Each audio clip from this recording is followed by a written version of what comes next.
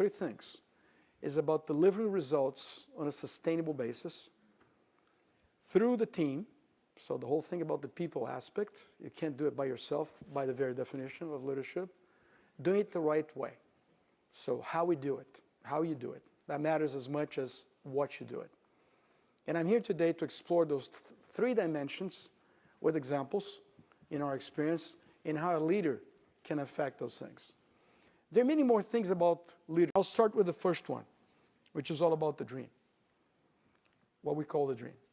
So if you're saying you need to achieve great results, you don't want to achieve just average results, you want to achieve great results, we call it, and you need to inspire people, we call it, you need to give people a dream, a sense of purpose, something that will inspire people, will get them to put their energy, will get them to really believe they can get there, row in the same direction, align the company.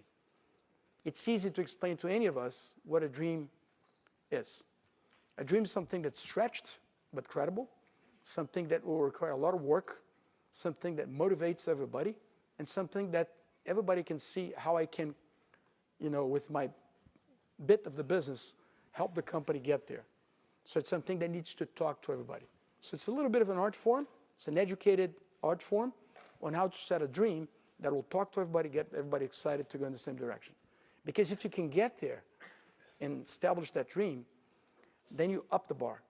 Then you set the reference. Anything below that is not acceptable. So if you're trying to be best in class, good is not good enough, right? And dreaming big takes the same amount of energy as dreaming small. So why dream small?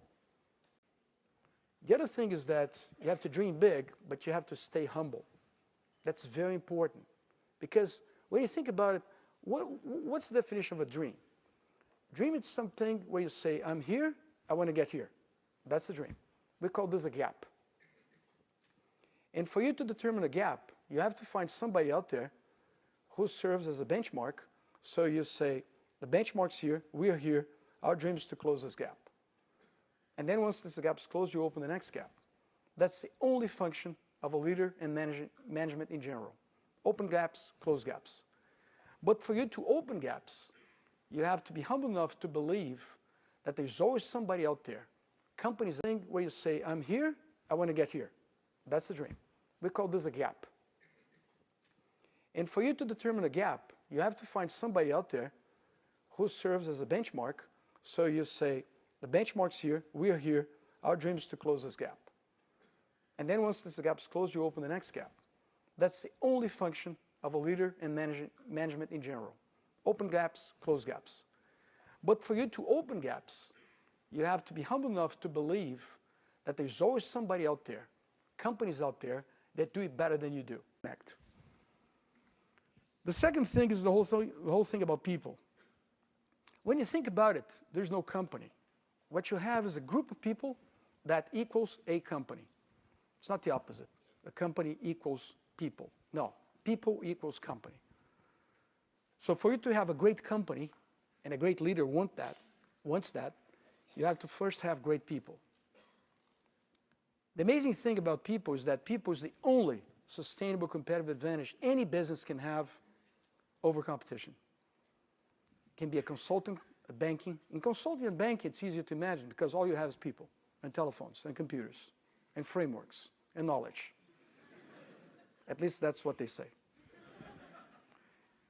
In companies more like ours and others, where you have brands, I mean, people tend to get distracted that what counts is really the brands, the factories, the warehouses, the trucks, the access to markets, and forget the people component.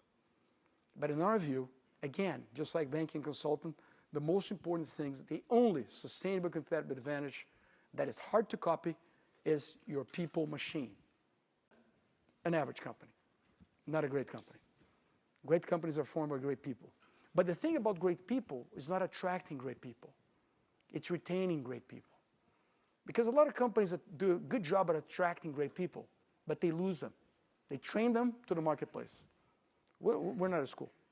We're not going to be training people for our competitors. So one company, one culture is key. And what's this culture I'm talking about? It's a culture of ownership. Owners make better decisions. In our company, we strive to have an engaged group of owners, look at that, an engaged group of owners versus a selfish bunch of professionals. Other things that we have in our culture that are very important that people like you love. The whole idea of healthy dissatisfaction. If you want to do something that's best in class, best gets redefined every day. So as long as you get to a threshold, yes, you celebrate. You know how you celebrate in our company? When we reach a threshold, a milestone? We say, yeah, that's great. Okay, next. The other thing is stay lean. A leader of a high-performance company is always worried about staying lean. Just like in our life, staying healthy. Because when you're lean and situations are good, that's okay. But when the situation turns bad, like 2008, and you're lean, you have more of a condition to survive first and to compete and to take advantage. The best deals we've done as a company was in countries that were having issues.